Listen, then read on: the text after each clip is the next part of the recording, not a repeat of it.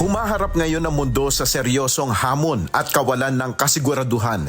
Ito ang isa sa sentro ng talumpati ni Pangulong Ferdinand Marcos Jr. sa pagtitipon ng Muslim leaders at community members sa Malacanang kahapon. Ayon sa Pangulo, tinutugunan na ng pamahalaan ang posibleng epekto ng gulo sa gitnang silangan.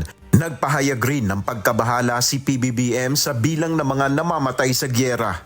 Many of us, if not all, follow the recent developments closely.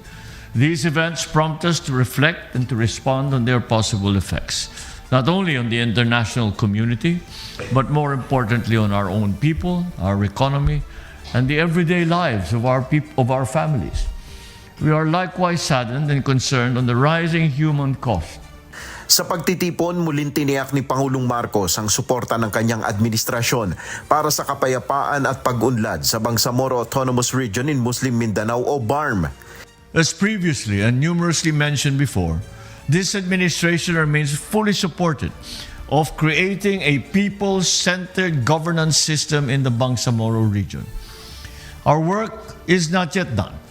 We remain steadfast that we will ensure the promise of peace translates into real opportunities for the Bangsamoro people and for all Filipinos.